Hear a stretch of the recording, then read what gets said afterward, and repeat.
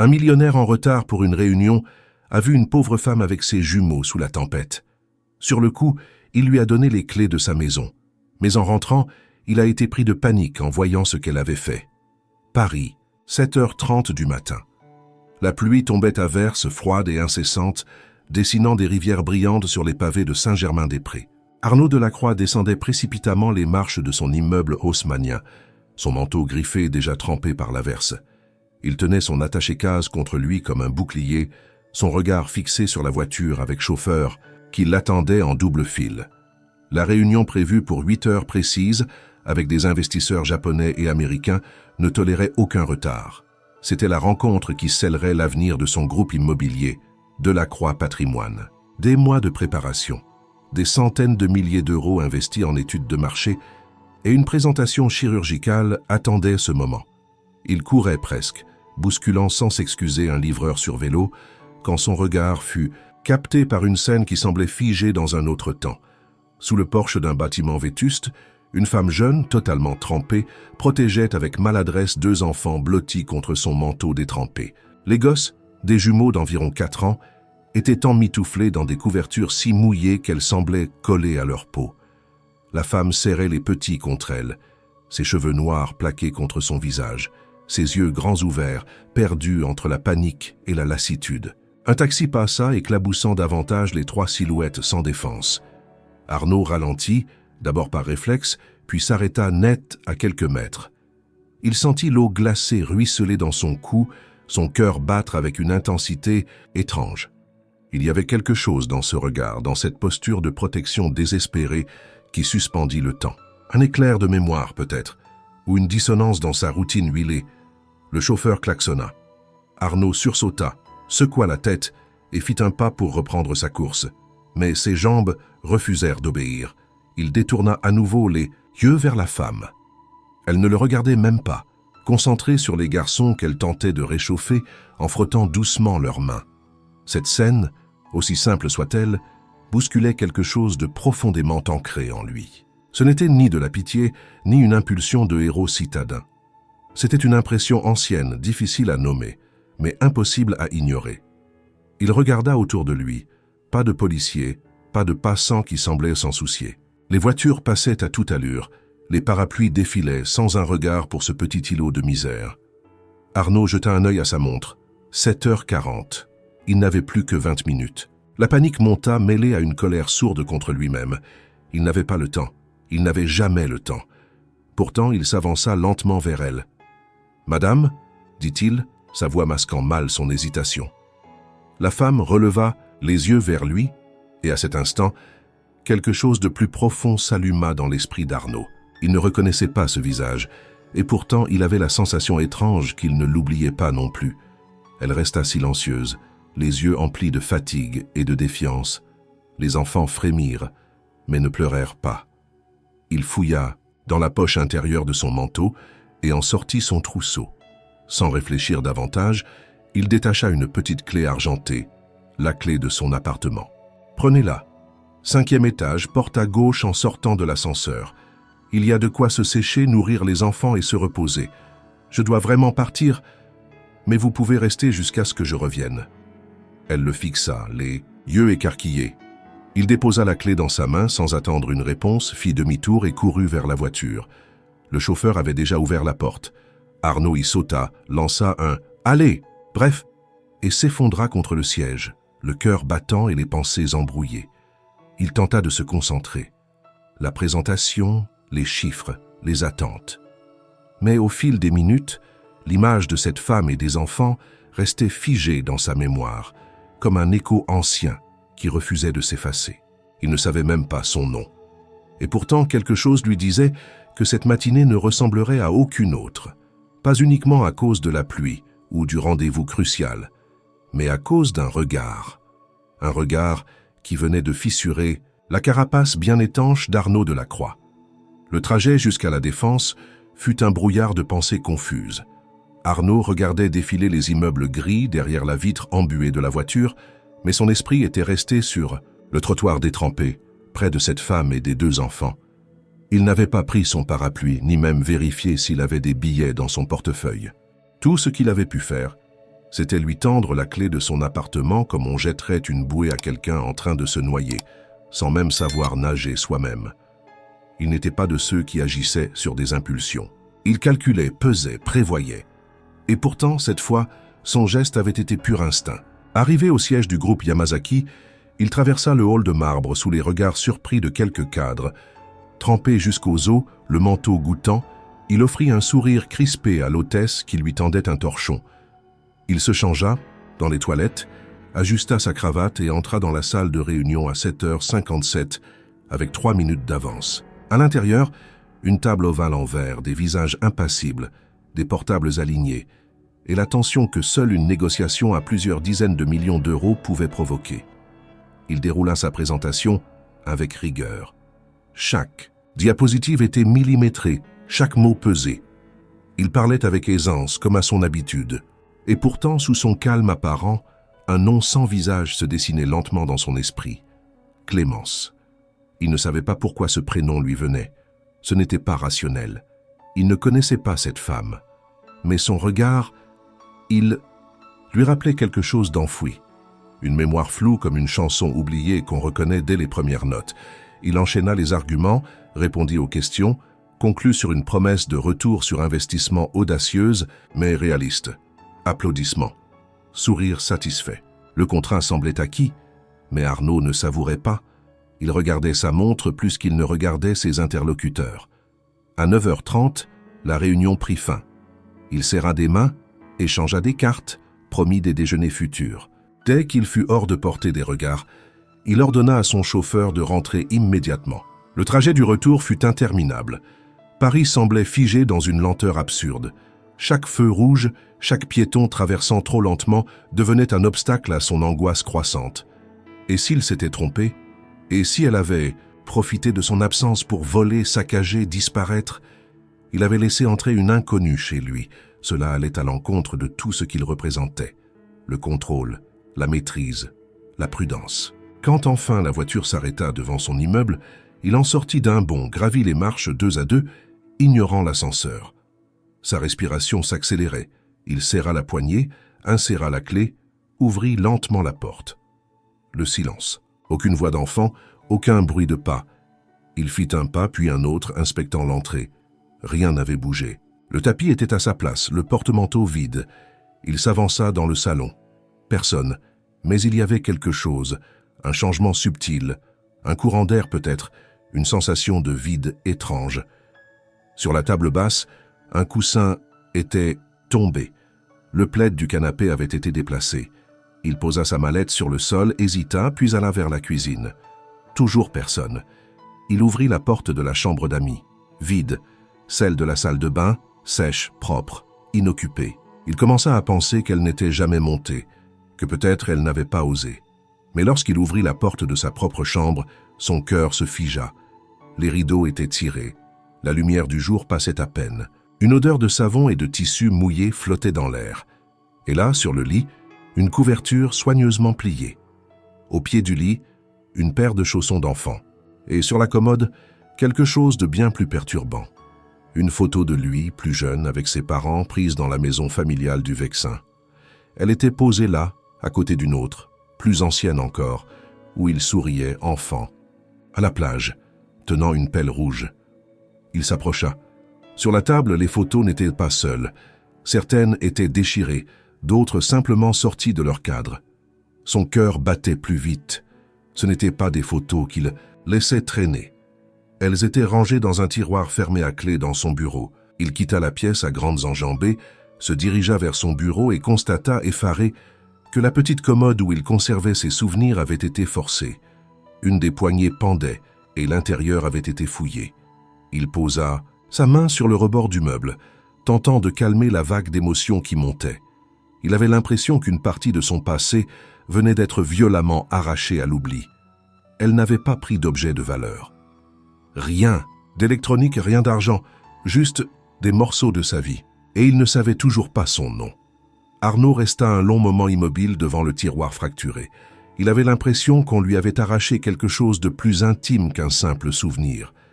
Il connaissait chaque centimètre carré de cet appartement, chaque meuble choisi avec soin, chaque tableau accroché à dessin pour refléter une époque ou une réussite. Et maintenant, cet ordre méticuleux était contaminé par une intrusion invisible, mais profondément personnelle. Il avait ouvert sa porte à une étrangère, croyant suivre une impulsion de compassion, et en retour, elle avait fouillé ses souvenirs, ses racines, ses traces d'enfant. Il s'assit au bord du lit, fixant les photos déchirées. Certaines étaient intimes. Lui à 10 ans avec son chien Mistral, une autre de ses parents dans le jardin familial, souriant sous un cerisier. Pourquoi s'en être prise à celle-là? Pourquoi les avoir sorties, exposées, certaines à moitié arrachées? Il se leva brusquement comme si rester assis signifiait accepter ce désordre. Il marcha nerveusement dans le salon, appelant son concierge, puis la sécurité de l'immeuble. Personne n'avait vu entrer ou sortir une femme avec des enfants. Personne n'avait rien remarqué d'inhabituel. Il passa en revue mentalement chaque objet. Son ordinateur était en place, son coffre fermé, ses montres alignées, intouchées. Rien ne semblait voler. Elle n'avait rien pris, ou alors rien de matériel. Et pourtant, il se sentait délesté, d'un morceau de lui-même, d'un secret qui ne lui appartenait peut-être plus. Il se dirigea vers la cuisine, ouvrit chaque placard, cherchant une trace, un indice, un oubli. Rien. Pas une tasse utilisée, pas une miette sur la table.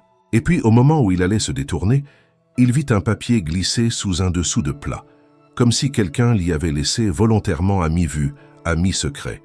Il le saisit, les mains soudain moites. Une feuille de carnet, déchirée sur le bord, l'écriture tremblante, presque enfantine. « Je suis désolé. Je devais voir, je ne voulais pas envahir, mais c'était la seule façon. Merci pour la clé. Clémence. » Le prénom le frappa comme un coup dans la poitrine. Clémence. Ce n'était pas une inconnue. Ce nom appartenait à un chapitre de sa vie qu'il croyait depuis longtemps refermé, presque effacé.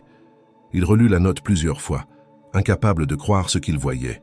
Clémence. Une histoire vieille de plus d'une décennie. Une présence évanouie, une absence jamais expliquée. Il eut soudain le vertige, s'appuya contre le plan de travail. Ce n'était pas un hasard. Cette femme n'avait pas seulement besoin d'un toit. Elle était venue avec une intention, une mémoire, peut-être même une vengeance, ou un message. Arnaud secoua la tête, tenta de respirer. Il devait comprendre. Et pour cela, il ne pouvait pas rester seul avec ses spéculations. Il attrapa son téléphone et composa un numéro qu'il n'avait pas utilisé depuis longtemps. Celui de son frère, Jean. « Arnaud ?» répondit la voix après quelques sonneries. « Jean, j'ai besoin de te parler. C'est urgent. » Il y eut un silence au bout du fil. Jean Delacroix, de nature posée, sentait les non-dits mieux que personne. « Que se passe-t-il? Tu as une voix étrange. »« Tu te souviens de Clémence ?» demanda Arnaud sans détour. Un silence. Long, lourdeur. « Clémence ?» répéta Jean comme s'il vérifiait s'il avait bien entendu. « Oui, elle. » Encore un silence, puis Jean soupira. « Arnaud, tu ne peux pas dire ce prénom après toutes ces années comme si c'était... rien. Je crois qu'elle est revenue, ou peut-être qu'elle ne m'a jamais quitté. Je ne sais pas. Il faut qu'on parle. Je suis chez moi. Viens. Maintenant. » Arnaud raccrocha sans répondre, attrapa son manteau encore humide et claqua la porte de son appartement derrière lui. Dans l'ascenseur, il fixait son reflet dans la glace. Il n'était plus l'homme triomphant de la veille. Son regard était fatigué, inquiet, presque hanté. Clémence. Ce nom sonnait à présent comme une clé oubliée, qu'il avait cru avoir jetée et qui venait d'ouvrir sans prévenir la porte d'un passé trop longtemps scellé. Le trajet jusqu'à l'appartement de Jean fut court, mais l'esprit d'Arnaud semblait traverser des années entières. Il marchait d'un pas rapide, tête baissée, absorbé par un tumulte intérieur qu'il n'avait plus connu depuis l'adolescence. Quand il arriva devant l'immeuble discret du 10e arrondissement, il hésita une seconde avant de sonner. Jean ouvrit presque immédiatement, vêtu d'un pull informe et d'un air inquiet. Ils ne s'étaient pas vus depuis plusieurs mois, les réunions familiales étant devenues rares et impersonnelles. Sans dire un mot, Arnaud entra. L'appartement sentait le café et les vieux livres. Jean referma doucement la porte derrière lui et se dirigea vers le salon. Arnaud resta debout. « Tu veux un verre ?» proposa Jean. « Non, je veux des réponses. » Jean soupira, fit signe à son frère de s'asseoir. Arnaud refusa toujours. « Je ne comprends pas, Jean. Je suis parti ce matin pour une réunion. J'ai vu une femme dans la rue, trempée, avec 2 enfants. Quelque chose m'a poussé à lui donner la clé de chez moi. Et quand je suis revenu, elle était partie, mais elle avait fouillé dans mes affaires. Elle a laissé une note, signée Clémence. Jean leva les yeux et pendant un bref instant, Arnaud vit une peur ancienne passer dans le regard de son frère. « Elle n'est pas morte ?» demanda-t-il brutalement. Jean secoua la tête. « On ne l'a jamais su, elle a disparu. Du jour au lendemain. Tu te souviens? Tu étais fou d'elle. Tu l'aimais d'une manière que je n'ai plus jamais revue chez toi. Et puis, un jour plus rien. Tu es rentré du sud, t'avais l'air vidé. Tu disais qu'elle t'avait quitté, qu'elle ne répondait plus. On n'en a jamais reparlé. » Arnaud s'assit enfin, les jambes soudain trop lourdes. « Elle a fouillé dans mes photos, Jean. Celle du Vexin, celle de la plage. Qui d'autre pourrait savoir? Et elle a signé. Clémence. Elle a 2 enfants. Des jumeaux. » Jean fronça les sourcils. « Des jumeaux ?» Arnaud hocha lentement la tête. « Oui. Et ils ont quel âge, tu dirais? 4 ans, peut-être 5. » Jean se leva, commença à marcher dans la pièce, comme pour disperser une tension qu'il n'arrivait pas à contenir. « Tu crois que ce sont tes enfants ?» demanda-t-il sans oser croiser le regard de son frère. « Je n'en sais rien, mais je dois le savoir. » Ils restèrent là, longtemps, sans dire un mot. L'air était devenu plus lourd, plus chargé qu'un simple orage.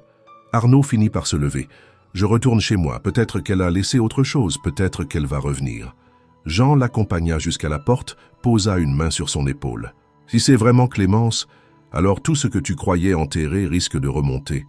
Tu es prêt à ça ?» Arnaud ne répondit pas. Il sortit dans la rue, le vent frais chassant un peu la moiteur de ses pensées. Il marcha d'un pas rapide jusqu'à son immeuble. Cette fois, il prit l'ascenseur. Chaque étage qui défilait était comme un battement de cœur dans sa gorge. Quand il ouvrit la porte de son appartement, le silence était toujours là.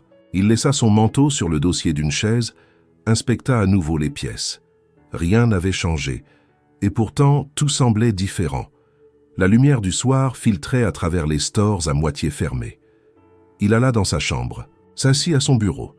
Les tiroirs avaient été fouillés avec soin, pas dans un geste de vol, mais de recherche. Elle voulait trouver quelque chose. Un souvenir, une confirmation. Il ouvrit l'ordinateur portable. Rien d'anormal. Puis son regard tomba sur un coin du bureau qu'il n'avait pas remarqué plus tôt.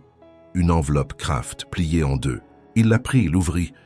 À l'intérieur, plusieurs photos, pas de lui, pas de Clémence, mais des enfants. Les 2 mêmes visages qu'il avait croisés le matin même. Dans un parc, en train de rire, sur un banc, dans un bac à sable. Et au dos de chaque photo, une date, toujours espacée de quelques mois. Sur la dernière, une phrase griffonnée. « Ils t'ont toujours ressemblé. » Arnaud sentit son estomac se contracter. C'était bien plus qu'un hasard. Ce n'était pas une simple fugitive qu'il avait accueillie.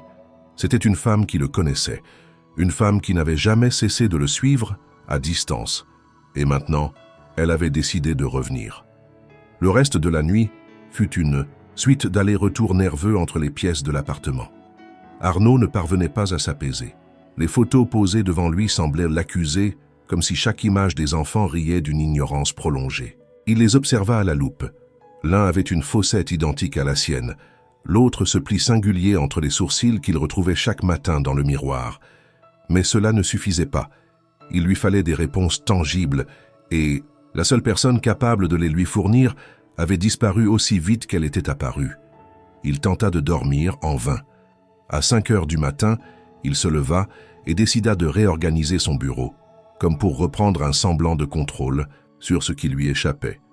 Il rassembla les papiers, remit les cadres en place, replaça les tiroirs, colla même la poignée arrachée avec du ruban provisoire.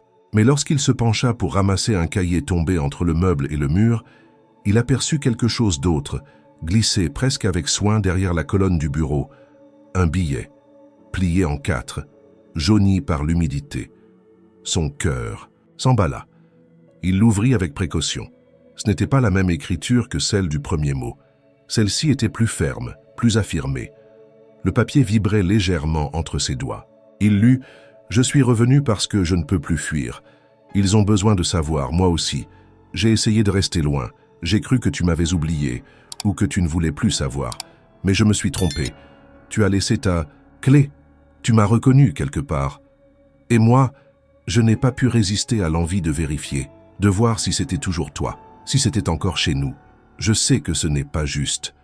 Je sais que j'ai volé des images, des souvenirs, mais j'avais besoin de regarder dans tes yeux au moins une fois, et c'est ce que j'ai fait ce matin. Clémence. Arnaud se laissa tomber sur le fauteuil, le billet à la main. Le mot « chez nous » résonnait comme un écho ancien. Il ferma les yeux. Il revit une maison en pierre blanche dans le sud, les volets verts, les siestes d'été, les promenades. À vélo, Clémence courant pieds nus dans les champs, riant sous un ciel sans nuages. Ils n'avaient jamais raconté à personne leur dernière nuit ensemble, pas même à Jean. Ce matin-là, elle avait disparu, et il n'avait jamais compris pourquoi. Pas un mot, pas une explication, juste le vide. Et voilà qu'elle revenait. Non seulement avec des réponses, mais avec 2 enfants. 2 garçons qu'elle insinuait être les siens, les leurs. Il passa le reste de la matinée à rechercher des traces. Il appela les hôpitaux, les refuges, même les écoles maternelles du quartier, se faisant passer pour un oncle inquiet. Rien. Aucune trace d'une Clémence avec 2 enfants. Soit elle utilisait un autre nom, soit elle s'était éclipsée dans un réseau parallèle, un monde que lui, homme d'affaires protégé, ne connaissait pas. À midi, il prit sa voiture. Il retourna là où tout avait commencé, ce Porsche, de Saint-Germain-des-Prés maintenant vide. Il resta assis dans sa voiture pendant 1 heure, observant les passants. Aucun visage connu. Il descendit, interrogea un marchand de journaux, un serveur du coin. Personne ne se souvenait d'une femme avec 2 enfants, pas même ce matin-là. Il repartit bredouille. Mais au moment où il remettait le contact, son téléphone vibra. Un numéro inconnu. Il hésita, puis répondit « Allô ?» Un silence, puis une voix féminine, douce mais tremblante. « Tu n'as jamais changé, toujours à chercher des réponses au lieu d'écouter ton instinct. » Il sentit le monde s'arrêter. « Clémence ?» Elle ne répondit pas immédiatement. « Je voulais que tu trouves le billet. Mais je ne pensais pas que tu te souviendrais. De moi, de nous. » Il inspira profondément. « Où es-tu » Elle hésita. Puis répondit simplement « Je suis plus près que tu ne crois. » Puis la ligne coupa. Arnaud resta là, le téléphone collé à l'oreille, le souffle suspendu. Ce n'était plus un doute. Elle était bien revenue, et cette fois elle semblait prête à tout lui dire. Le téléphone toujours serré dans sa main, Arnaud restait figé, assis derrière le volant, les yeux perdus sur le trottoir désert. La voix de Clémence résonnait encore dans sa tête, douce et pourtant cisaillante, comme un souvenir qui refuse de s'effacer. « Je suis plus près que tu ne crois. » La phrase tournait en boucle, alimentant 1000 scénarios possibles. Était-elle, là tout près, à l'observer? L'avait-elle suivi? Le connaissait-elle mieux qu'il ne le croyait? Ou voulait-elle simplement lui faire comprendre qu'elle n'avait jamais cessé de veiller de loin? Il démarra la voiture avec précaution, encore sonné par cet appel inattendu. Il ne rentra pas chez lui.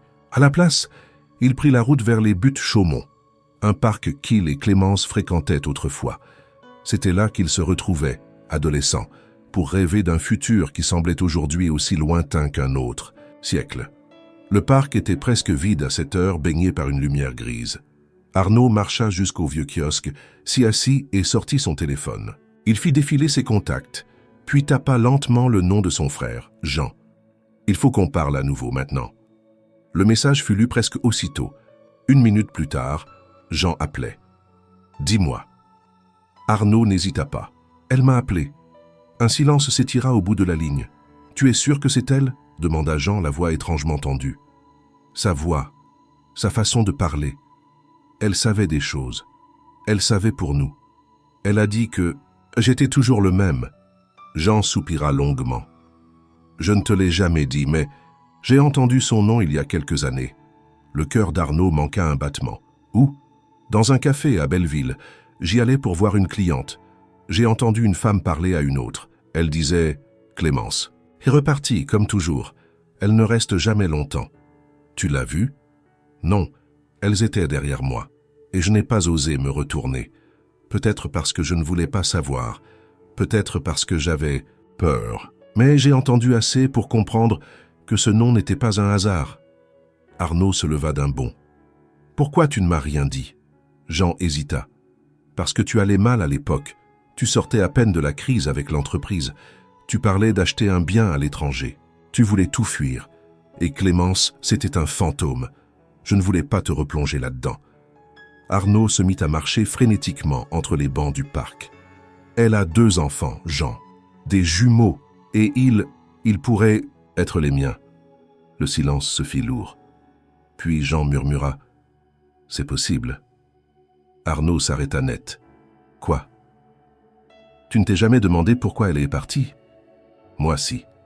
Et j'ai entendu des choses, pas de Clémence, mais de gens autour d'elle. Des vieux amis, des connaissances croisées à des réunions, des rumeurs. Elle aurait été menacée. Par qui ?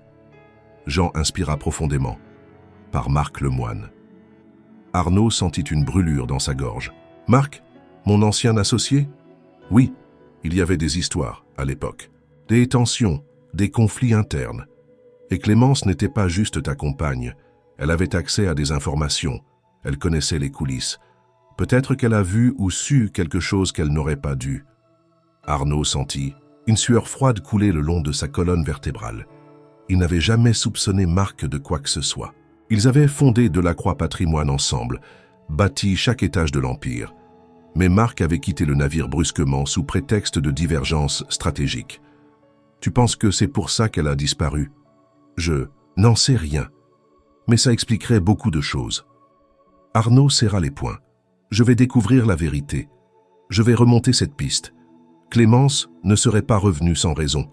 Et si Marc est impliqué, il ne termina pas sa phrase. Il n'en avait pas besoin. Jean, d'une voix basse, conclut « Sois prudent, Arnaud. Ce genre de vérité peut coûter plus qu'on ne pense. » Arnaud raccrocha. Il resta un moment à regarder le ciel chargé au-dessus des arbres, puis se mit en marche. Il savait par où commencer. Et cette fois, il ne se contenterait pas de questions, il voulait des preuves. Arnaud se réveilla tôt le lendemain matin, le visage dur, l'esprit embué par la détermination. Il n'avait presque pas dormi. Ses pensées étaient restées accrochées à un fil invisible qui le tirait vers l'arrière, vers un passé dont il n'avait jamais réellement compris les contours. Si Clémence avait été menacée, et si Marc Lemoine y était lié, alors il ne s'agissait plus seulement d'une histoire d'amour ou d'enfant. Il s'agissait de vérité, de justice, et peut-être même de sécurité. Il décida de commencer par le seul endroit où tout avait commencé, son ancien quartier aux abords de la porte de Montreuil, dans l'Est parisien. C'était là qu'il avait grandi avec Jean, dans une HLM modeste, avant que leur destin ne bifurque. Là aussi qu'il avait rencontré Clémence, lors d'un stage d'été organisé par la mairie. Elle habitait quelques rues plus bas, dans un immeuble grisâtre, à l'angle de la rue des Pyrénées. Il n'était jamais revenu depuis plus de 10 ans. Le quartier avait changé mais gardait cette même effervescence rugueuse. Des marchands ambulants, des cris d'enfants, des volets mi-clos. Il descendit de voiture, cherchant des visages familiers. Il passa devant le vieux tabac où Clémence achetait ses cartes postales, entra dans la boulangerie au volet turquoise. La même femme, plus vieille, y travaillait encore. Il acheta une brioche, puis osa « Excusez-moi, vous vous souvenez d'une fille, Clémence ? Elle habitait ici dans les années 2000. » La boulangère haussa les épaules, puis fronça les sourcils. Une grande, fine, cheveux noirs. « Oui, oui, elle venait souvent, toujours avec un carnet sous le bras. » Arnaud sentit son cœur accélérer. « Vous l'avez revue ?» La femme hocha la tête lentement. Elle est passée plusieurs fois ces dernières années, jamais très longtemps, avec 2 petits garçons, des jumeaux, je crois.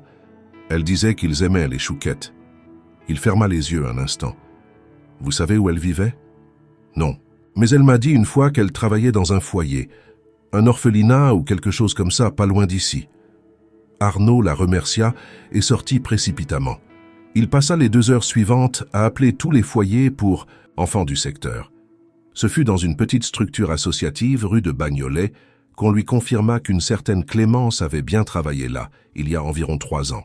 Un contrat précaire, quelques mois seulement. Il s'y rendit aussitôt. Le bâtiment était discret, peint en bleu pâle, avec une cour intérieure encombrée de jouets. Une éducatrice le reçut, méfiante. « Vous êtes de la famille ?» Il hésita une seconde. « C'est compliqué. » Il lui montra les photos des enfants que Clémence avait laissés. Les yeux de la femme s'adoucirent. « Oui, c'est bien eux. Et elle, c'est Clémence. Elle ne disait pas grand-chose sur elle. Elle était gentille, très présente, mais très réservée. Elle a laissé une adresse? Un numéro? Non, elle a disparu un jour sans prévenir, mais elle parlait parfois à voix haute, seule. Elle répétait un prénom, toujours le même. Arnaud sentit son souffle se couper. Quel prénom? Arnaud. Il se tourna, prit appui sur un mur. L'onde de choc émotionnel fut instantanée. Elle avait pensé à lui tout ce temps. Elle n'avait jamais cessé. L'éducatrice le regarda avec plus d'attention. « Vous êtes... c'est Arnaud ?» Il acquiesça. Elle lui tendit une feuille. Elle avait griffonné ça un jour. Un plan, un nom de station. Peut-être une trace. Il saisit le papier. Une ligne de métro, un arrêt, porte de la Villette. Et un prénom à côté, Benoît. Il sortit sans dire un mot de plus. Il connaissait un Benoît, un ancien camarade de lycée, dealer à l'époque, reconverti dans des affaires douteuses. Il vivait dans un squat à proximité de ce métro, selon les derniers échos qu'Arnaud avait eus. Il s'y rendit l'après-midi même. Le bâtiment était à moitié en ruine, les murs couverts de graffitis. Il entra, les sens en alerte. Des regards curieux se tournèrent vers lui. Il demanda à parler à Benoît. Un homme au crâne rasé, l'air fatigué, finit par sortir. De la Croix? Le bourgeois revenu au bercail? Arnaud ne réagit pas. Je cherche Clémence. Benoît haussa les épaules. Elle est passée ici, ouais. Elle cherchait à se planquer. Elle avait peur. De quoi? De quelqu'un. Elle m'a pas tout dit, mais elle disait que s'il la trouvait, elle serait foutue, qu'elle avait fui quelque chose de gros. Tu sais où elle est maintenant? Benoît le fixa longtemps. Non. Mais elle m'a confié une chose. Si jamais un type bien habillé, stressé, venait un jour poser des questions sur elle, je devais lui dire ça. Tu n'as jamais rien compris. Mais il est encore temps. Le message transmis par Benoît tournait en boucle dans l'esprit d'Arnaud. Tu n'as jamais rien compris. Mais il est encore temps. Ces mots, il les avait entendus à travers d'autres voix, à d'autres moments de sa vie, sans jamais vraiment les écouter. Mais maintenant, il résonnait comme un avertissement clair, presque douloureux. Il savait que la prochaine étape l'amènerait à regarder en face ce qu'il avait toujours préféré ignorer, la part d'ombre de son propre passé. Le matin suivant, il se rendit à l'orphelinat mentionné dans les documents que l'éducatrice lui avait confiés la veille. Situé à Montreuil, le bâtiment aux allures austères dissimulait derrière ses murs de vieilles pierres un quotidien fragile, fait de silence d'enfants et de fatigue d'adultes. Arnaud s'annonça comme chercheur indépendant, un mensonge, partiel qui lui permit d'accéder aux archives avec une autorisation provisoire. Une femme d'une cinquantaine d'années, la directrice du lieu, le conduisit dans une pièce exiguë remplie de classeurs. Elle l'observait avec méfiance, mais aussi une certaine curiosité. « Vous recherchez quelqu'un ?»« Une femme. Elle aurait travaillé ici il y a quelques années. Clémence. » Le regard de la directrice s'assombrit. « Je m'en souviens. » Elle était discrète, très aimante avec les enfants, mais il y avait quelque chose en elle. Une forme d'alerte permanente, comme une peur qui ne la quittait jamais. Arnaud hocha la tête. Elle avait 2 garçons. La directrice hésita, puis fit signe à Arnaud de la suivre. Ils traversèrent un couloir, descendirent un escalier en colimaçon et pénétrèrent dans une salle d'archives. Après quelques minutes de recherche, elle lui tendit un dossier mince, presque vide. À l'intérieur, 2 actes de naissance rédigés à la main, datés de 4 ans plus tôt. Pas de père indiqué. La mère, Clémence Rivière. Arnaud s'assit, lentement le souffle court. C'était réel. Il ne s'agissait plus de suppositions ou de ressemblances troublantes. Les enfants étaient bien ceux qu'il avait croisés ce jour-là. Et Clémence, elle les avait élevés seuls, en silence, en fuite. « Vous avez parlé avec elle de leur père ?» demanda-t-il. La directrice s'adossa à une étagère. Une fois. Elle était fatiguée, c'était après une nuit difficile ici. Les enfants avaient été malades. Je lui ai demandé si elle avait de l'aide. Elle m'a regardé et m'a dit « Il ne sait même pas qu'ils existent. Et c'est mieux ainsi. Si je le revois, il sera en danger. » Arnaud sentit son estomac se contracter. Ces mots confirmaient ce qu'il redoutait. Clémence n'était pas partie par désamour. Elle était partie pour le protéger. Ou du moins, c'est ce qu'elle croyait. Vous savez où elle est allée après avoir quitté cet endroit? La directrice secoua la tête. Non, elle a disparu du jour au lendemain. Mais elle a laissé une lettre pour ses enfants, au cas où un jour quelqu'un viendrait les chercher. Elle ouvrit une armoire verrouillée, en sortit une enveloppe jaunie et la tendit à Arnaud. Il l'ouvrit lentement. La lettre était brève. « À mes fils, si vous lisez ceci, c'est que je ne suis plus là. Je vous ai aimé plus que ma propre vie. J'ai fui non pas par peur, mais par devoir. Votre père est un homme droit, même s'il ne le sait pas encore. Il n'a jamais cessé d'exister pour moi. Peut-être qu'un jour, vous lirez cela, ensemble. Peut-être que vous le trouverez. Et peut-être que vous saurez alors que tout ce que j'ai fait, je l'ai fait pour vous deux. Clémence. » Les mains d'Arnaud tremblaient. Il reposa le papier, se leva sans un mot. Il remercia. La directrice est sortie à l'air libre. Le ciel était lourd, chargé de nuages menaçants comme un reflet fidèle de son esprit. Il s'assit sur un banc, observant les enfants jouer derrière la grille de l'orphelinat. Des rires, des courses, des cris joyeux. Il ferma les yeux. Il avait raté 4 ans. 4 ans de vie, d'histoire, de première fois. Et tout. Cela pourquoi? Pour des chiffres, des contrats, des ambitions stériles. Il décida de retourner chez lui. Il avait besoin de silence, de solitude. Mais en ouvrant la porte de son appartement, il la vit. Clémence, debout, dans le salon. Les smarts, cheveux attachés, le visage fatigué mais toujours empreint de cette douceur qui le foudroyait.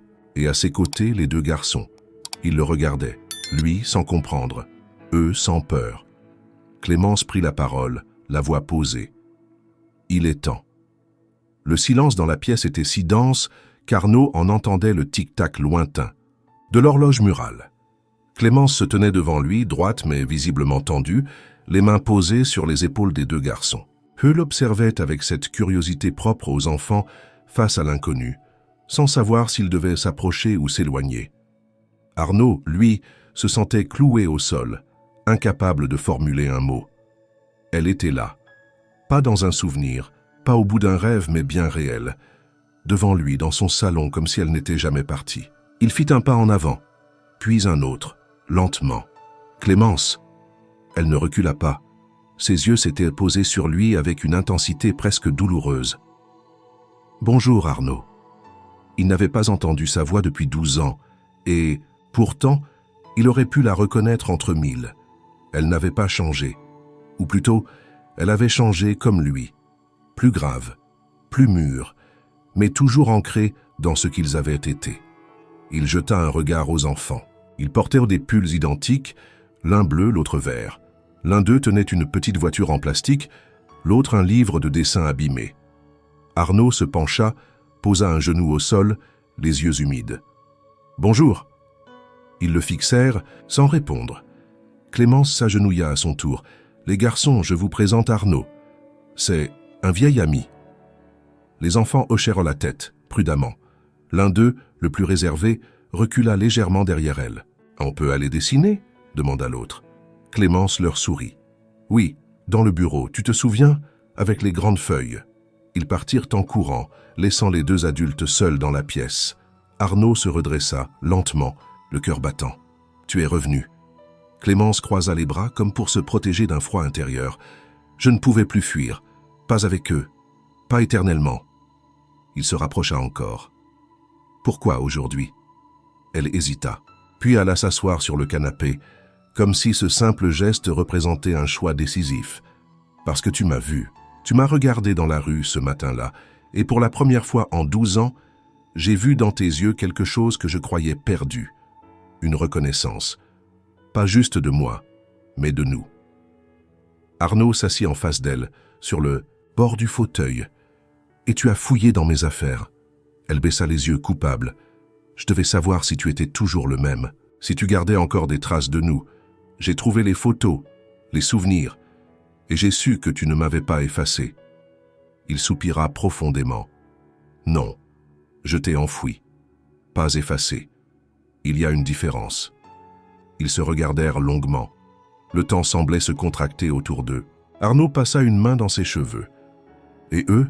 Elle comprit la question. « Ils s'appellent Hugo et Paul. Ils sont nés un matin de printemps, à l'hôpital de Saint-Denis. Je n'ai mis aucun nom de père sur les papiers. Je ne voulais Pas qu'ils vivent avec cette peur. Celle qui m'a fait fuir. Arnaud fronça les sourcils. De quoi avais-tu peur, Clémence? Elle inspira, ses mains tremblantes serrées sur ses genoux. D'un homme, d'un monde, d'un pouvoir que je ne comprenais pas. Il pencha la tête. Marc? Elle hocha lentement la tête. Il m'a menacé. Il savait que j'étais au courant de certaines irrégularités dans vos affaires. Je t'avais entendu en parler un soir. Tu ne te rendais même pas compte de ce que tu disais. Mais lui, il savait. Et quand il a compris que je savais aussi, il m'a trouvé. Il m'a dit de disparaître, que sinon, toi aussi tu paierais. Arnaud sentit la rage monter, sourde et glaciale. Il t'a fait du mal? Elle secoua la tête. Pas physiquement. Mais il m'a fait comprendre que je ne serais plus jamais tranquille si je restais près de toi. Alors je suis parti. J'ai tout laissé. Je t'ai regardé de loin parfois. Mais je ne pouvais pas revenir, jusqu'à ce matin. Il se leva, marcha quelques pas dans la pièce. Et maintenant? Clémence le suivit du regard. Maintenant, ils doivent savoir. Et toi aussi. Je ne veux plus mentir. Pas à eux, pas à toi. Arnaud s'approcha, s'agenouilla devant elle. Il posa doucement une main sur la sienne. Je veux les connaître, Clémence. Je veux tout savoir. Même ce que tu crois que je ne peux pas entendre. Elle ferma les yeux un instant, puis les rouvrit avec détermination. Alors écoute-moi, parce que ce que je vais te dire va tout changer. Arnaud resta accroupi devant elle, le souffle suspendu, prêt à entendre ce qu'il pressentait depuis que la silhouette de Clémence avait réapparu dans sa vie. Le calme de son salon semblait irréel, comme figé dans une bulle hors du temps, tandis qu'au fond du couloir, les voix lointaines des jumeaux dessinaient l'innocence qu'ils portaient encore, inconscients du poids que cette conversation allait dénouer. Clémence retira lentement sa main de celle d'Arnaud. Elle se leva, fit quelques pas, puis se posta devant la fenêtre, le regard fixé sur la pluie fine qui tombait sur les toits de Paris. La dernière nuit qu'on a passée, ensemble. Tu te souviens? Il hocha la tête. Je m'en souviens comme si c'était hier. Elle se retourna, les bras croisés, les traits tirés. C'est cette nuit-là que tout a changé. Quelques jours après, j'ai su que j'étais enceinte. J'étais bouleversée, pas parce que je ne voulais pas d'enfant, mais parce que je ne savais pas si je pouvais t'en parler. Arnaud se leva, l'écoutant sans l'interrompre. Et puis, j'ai découvert ce que Marc faisait. Pas tout, mais assez. Il détournait de l'argent, en masquant les mouvements, sur des comptes offshore. Je l'ai compris en voyant des documents que tu avais laissés traîner. Je voulais t'en parler. Elle fit une pause, avala sa salive avec difficulté. Mais Marc m'a devancé. Il m'a accosté dans la rue. Il savait que j'étais enceinte. Il m'a dit que si je parlais, il te détruirait, pas seulement professionnellement. Il insinua qu'il pouvait me faire disparaître, que toi tu en souffrirais, que même ton frère ne pourrait rien faire. Arnaud ferma les yeux, une main sur sa tempe. La haine grondait en lui comme un orage prêt à éclater. Alors je suis parti, j'ai fui Paris, je suis allé dans le sud, puis à l'étranger. J'ai changé de nom, trouvé de petits boulots. Je n'avais rien, sauf eux. Hugo et Paul. Elle s'approcha, les yeux brillants mais secs. Je t'ai observé de loin, j'ai vu ton succès, tes récompenses, tes photos dans les journaux, et je me suis dit que j'avais eu raison, que tu étais en sécurité, que j'avais bien fait. Il la regarda, abasourdi. Tu m'as privé de mes enfants. Elle baissa la tête. Oui, et je ne me le pardonne pas. Mais ce n'était pas par cruauté, c'était par peur. Il serra les poings, puis les relâcha. Et maintenant? Maintenant, je ne veux plus fuir. Ils doivent te connaître. Tu dois savoir qui ils sont. Et surtout, tu dois savoir ce que Marc a fait. J'ai gardé des preuves, des copies. Je les ai emportées avant de disparaître. Je n'avais que ça sur moi, avec une robe de grossesse et 250 €. Elle sortit de son sac un dossier abîmé, jauni, qu'elle posa sur la table. Arnaud l'ouvrit. Il y trouva des relevés bancaires, des courriers électroniques, imprimés, des contrats falsifiés, tous reliant Marc Lemoine à un vaste réseau de fraude. Mais plus encore, il y trouva une lettre manuscrite signée de la main de Marc. « Si tu parles, je détruis ce que tu aimes. » Il se rassit, le souffle coupé, c'était irréfutable. « Et toi, tu as pensé à ta sécurité, à la leur ?» Elle haussa les épaules. Je vis avec cette peur depuis des années, mais aujourd'hui je veux qu'elle cesse, je veux que tu sois libre, que nous soyons libres. » Il referma le dossier. « Je vais le dénoncer. » Clémence hocha la tête doucement. « Je sais, et c'est pour ça que je suis revenu, parce que tu es encore l'homme que j'ai aimé, peut-être différent mais pas détruit. » Ils restèrent silencieux un instant, se regardant, complices d'un passé douloureux et d'un présent incertain. Puis, au bout du couloir, deux voix résonnèrent. « Maman, on a fini de dessiner !» Arnaud sourit, les yeux embués. « Il est temps que je les rencontre, pour de vrai. » Elle hocha la tête, puis appela doucement. « Venez, les garçons, quelqu'un veut vous parler. » Les deux enfants revinrent en courant, les bras pleins de feuilles crayonnées. Arnaud s'agenouilla devant eux. « Salut, je m'appelle Arnaud, et je crois que je vous connais un peu, même si c'est la première fois qu'on se parle. » Les enfants le regardèrent, puis Paul tendit une feuille. « C'est toi là, avec nous. Maman nous a dit que t'étais important. » Arnaud prit le dessin. 3 silhouettes sous un soleil maladroit, une maison en fond. Il sentit son cœur chavirer. Oui, pensa-t-il, il était important. Et pour la première fois depuis des années, il avait une vraie raison de l'être. La nuit était tombée sur Paris, mais l'appartement d'Arnaud, illuminé d'une lumière douce et chaude, respirait une forme nouvelle de vie. Les rires des enfants dans la chambre d'amis, les pas feutrés de Clémence dans la cuisine, les papiers étalés sur la table basse, tout cela formait un tableau étrange, presque irréel, d'un foyer qui renaissait après avoir été imaginé trop longtemps dans l'absence. Arnaud, assis au centre de ce calme suspendu, tenait entre ses mains le dossier que Clémence lui avait confié. Il n'avait pas encore tout lu. Chaque document, chaque chiffre, chaque annotation manuscrite de Marc Lemoine y dessinait un puzzle sinistre qu'il commençait à assembler. Il savait qu'il ne pouvait plus rester dans le silence, que le temps du doute était révolu. Le lendemain matin, il se rendit au siège de Delacroix Patrimoine dans le 15e arrondissement. Bien que Marc Lemoine n'y travaillât plus, officiellement depuis 6 ans, son ombre planait encore dans les murs. Il y avait laissé des traces, un ancien bureau, des anciens collaborateurs loyaux, une réputation bâtie sur la duplicité. Arnaud convoqua immédiatement Céline, la directrice juridique de la société, une femme de confiance à la loyauté indiscutable.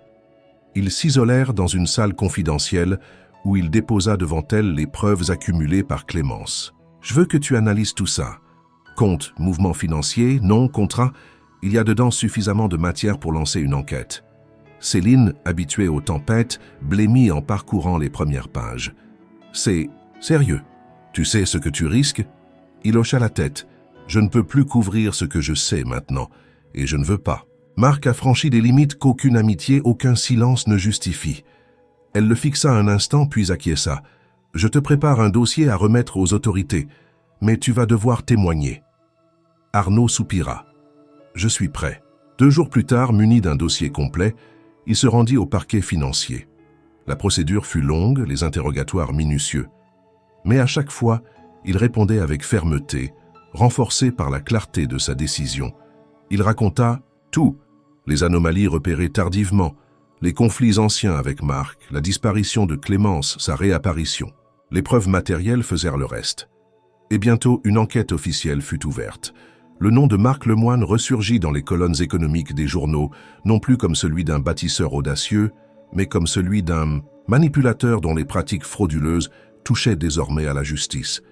Des témoins surgirent, des anciens employés, des partenaires étrangers.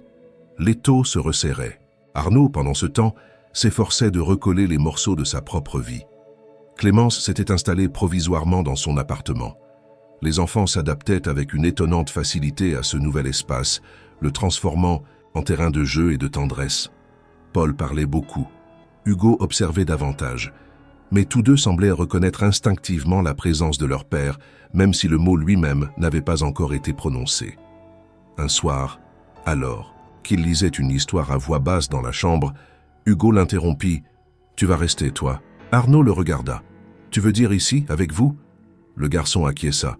Arnaud sourit. « Oui, je vais rester, aussi longtemps que vous voudrez de moi. » Dans le salon, Clémence l'écoutait sans intervenir, une larme silencieuse glissant sur sa joue.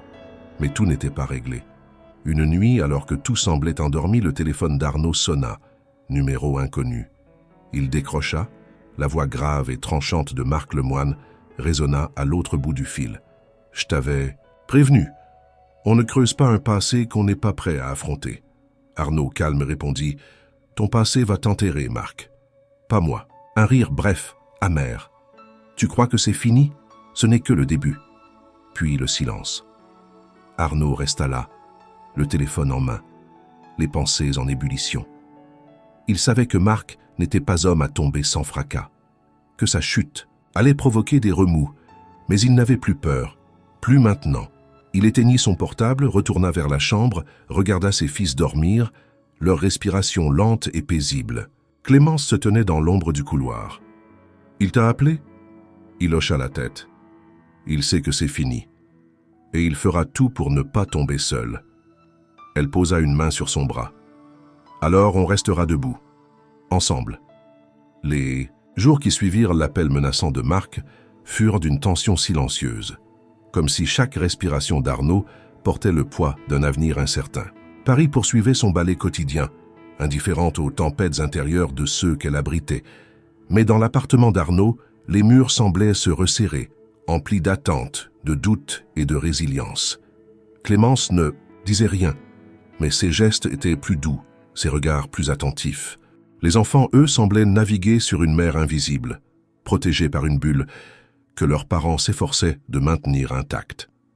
Un matin, alors que le jour perçait timidement les rideaux, une convocation officielle arriva. Arnaud devait se présenter devant le juge d'instruction chargé de l'affaire Marc Lemoine. Le dossier, alimenté par ses témoignages et les preuves apportées par Clémence, avait avancé rapidement. Des mandats de perquisition avaient été délivrés, des comptes gelés, des entreprises satellites mises sous surveillance. Le scandale grandissait, éclaboussant non seulement Marc, mais aussi d'anciens collaborateurs, des partenaires de longue date, et menaçant de ternir l'image même de Delacroix Patrimoine. Arnaud prit la décision difficile mais inévitable. Il se retira temporairement de la direction de l'entreprise. Il convoqua une conférence de presse, expliqua avec transparence sa démarche, assumant publiquement sa part de responsabilité. Il évoqua les dérives internes qu'il n'avait pas su détecter, la confiance aveugle qu'il avait placée en son ancien associé et son engagement désormais ferme à faire toute la lumière sur le passé. Les réactions furent contrastées. Certains saluèrent de son courage. D'autres y virent une manœuvre stratégique. Les médias firent leur gros titre de cette chute partielle d'un homme autrefois intouchable. Mais Arnaud restait droit, calme, déterminé. Il ne se défendait pas, il agissait. Et cette posture, malgré les critiques, lui valut peu à peu une forme de respect. Clémence l'accompagnait à chaque étape, non pas comme une présence discrète, mais comme un pilier, une voix qu'il consultait, une mémoire qu'il interrogeait. Elle avait repris doucement son métier d'architecte, acceptant des projets modestes, mais porteurs de sens. Elle redessinait des écoles, des maisons de quartier, des lieux où la reconstruction prenait racine dans la pierre. Les enfants, eux, commencèrent l'école dans le quartier. Arnaud les y accompagna chaque matin, découvrant le rituel du cartable, des goûters oubliés, des dessins maladroits glissés dans les poches de veste. Il apprenait, à leur rythme, sans précipitation, et dans chaque rire, chaque regard curieux, il retrouvait une part de lui qu'il avait perdue dans l'ambition dévorante.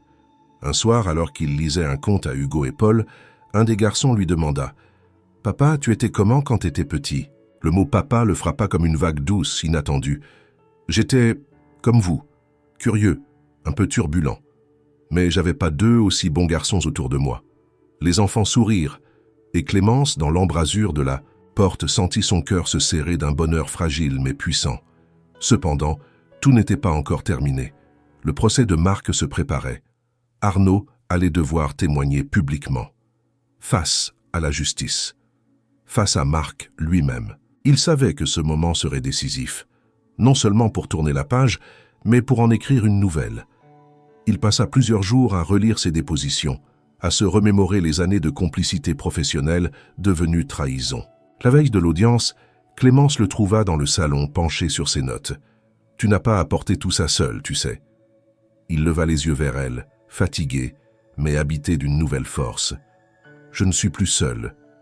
Et c'est pour ça que je vais tenir. » Elle s'approcha, s'assit à ses côtés, Je suis fier de toi, pas parce que tu l'affrontes, mais parce que tu as changé. Tu as choisi la vérité là où tu aurais pu te taire. » Il la regarda longuement. « J'ai choisi nous, et tout ce qui en fait partie. » Le lendemain, au tribunal, Arnaud entra dans la salle d'audience d'un pas ferme. Marc était déjà là, le visage fermé, les traits tirés. Leurs regards se croisèrent. Il n'y avait plus de haine, seulement une ligne définitive tracée entre eux. L'un se dirigeait vers la lumière, l'autre vers l'oubli. Quand Arnaud prêta serment, une étrange paix s'empara de lui. Il allait dire la vérité. Et cette fois, rien ni personne ne pourrait l'arrêter. 6 mois s'étaient écoulés depuis le procès. Le nom de Marc Lemoine avait disparu des gros titres, relégué aux affaires classées, celles qu'on oublie volontairement. Condamné à une lourde peine de prison, il avait tenté de négocier sa chute, d'impliquer d'autres noms, de manipuler la vérité une dernière fois. Mais les preuves étaient accablantes, les témoignages concordants, et sa stratégie n'avait fait qu'accélérer sa déchéance. Arnaud, lui, était sorti de l'épreuve changé, mais debout. Il n'avait pas repris la direction de Delacroix Patrimoine. À la place, il avait réorganisé la structure, transféré ses pouvoirs à une nouvelle équipe plus jeune, plus transparente. Il siégeait désormais comme simple consultant stratégique, apparaissant rarement en public, préférant les coulisses discrètes à la scène exposée. L'entreprise, malgré les secousses, s'était stabilisée. Et le nom de Delacroix, loin d'être terni, était devenu synonyme de résilience. Mais c'était à la maison que les plus grandes transformations avaient eu lieu. L'appartement qu'il avait autrefois conçu comme un sanctuaire de solitude s'était métamorphosé en foyer vivant. Des dessins recouvraient les murs du couloir, des jouets étaient éparpillés au sol, une horloge en carton fabriquée par Hugo pendait de travers dans la cuisine. La table à manger n'était plus un lieu de dîner silencieux, mais de conversations bruyantes, de batailles de pâtes et de rires interrompus par des éclats de lait renversé. Clémence y avait aussi trouvé sa place. Elle travaillait désormais dans un cabinet d'architecture spécialisé en projets sociaux. Elle sortait le matin avec un thermos de café et des plans sous le bras, revenait le soir avec des anecdotes de chantier, de réunions, de batailles municipales. Arnaud l'écoutait avec attention, fasciné par sa façon de transformer la ville, non pas avec des gratte-ciel, mais avec des écoles, des maisons partagées, des bibliothèques de quartier. Leur relation n'était pas redevenue ce qu'elle avait été. Elle était devenue autre chose, plus lente, plus attentive, forgée par l'absence, consolidée par les retrouvailles.